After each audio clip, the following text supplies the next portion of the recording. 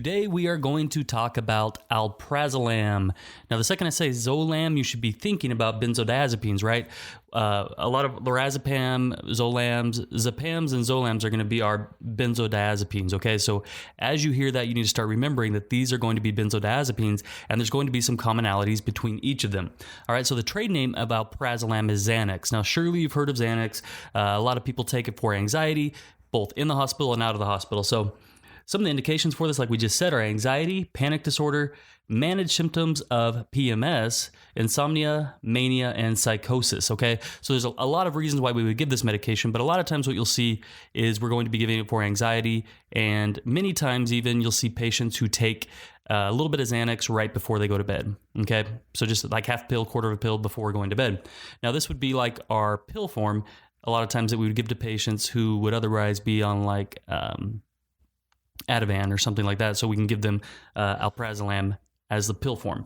So what it does, it works in the CNS to produce anxiolytic effects, which also leads to CNS depression. So that's the biggest thing that I want you to keep in mind with all of these benzodiazepines is the CNS depression, okay? Therapeutic Class is anti-anxiety agent, and like we've said previously, Pharmacologic Class is benzodiazepine.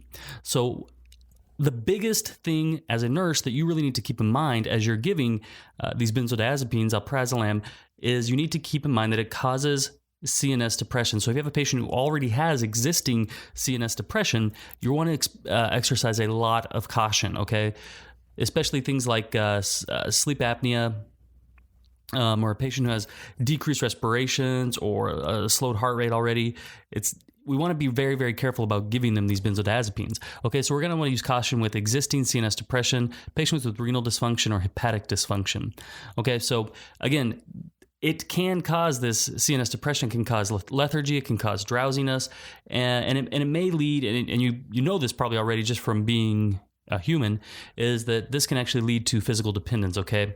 What will happen is a lot of patients can experience a tolerance effect, meaning that it takes more for them to get the experience that they used to have, that anti-anxiety experience that they used to get from it.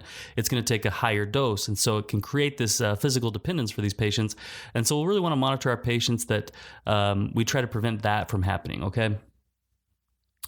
As we're giving this to our patients, we're going to want to assess their anxiety and their mental status, okay?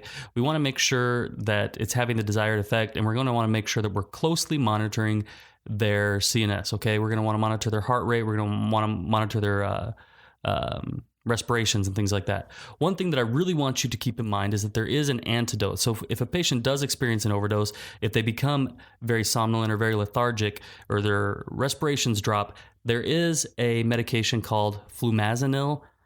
Generic name is Romazicon, and that is the antidote for overdose. So that's one thing that you really need to keep in mind, because what will happen is it doesn't happen incredibly often, but patients may experience an overdose with this. Now, this might be caused by accident by the nurse, that the patient has a dose for Ativan or for lorazepam or for Alprazolam, and this might be the first time that you've actually given it to the patient, so you don't know how they're going to respond to it. They may be doing very well, and you just give them their dose, and then they'll experience a very severe, very rapid decrease in their CNS, okay? So what you'll need to do is you'll need to run and grab your Romazicon. A lot of nurses may not know this, okay? So if you can be that nurse on the floor that knows this and that is aware that this is something that can happen, okay, that you're paying attention to the CNS and you are aware and you notice that the patient experiences this adverse effect, you can quickly run, grab that Romazicon, and you can reverse this and save this patient's life.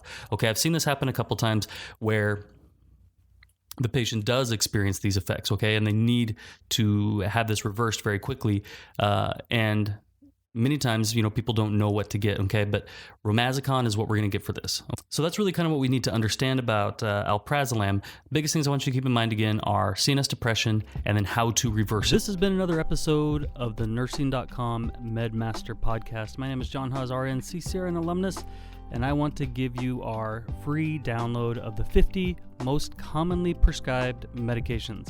To get that free download, just go to nursing.com/50meds. That's 50, nursing.com/50meds. We love you guys. We want you to succeed. That's why we provide clear, concise, and visual supplement for nursing school and the clinical floor. We love you guys. Go out and be your best selves. Happy nursing.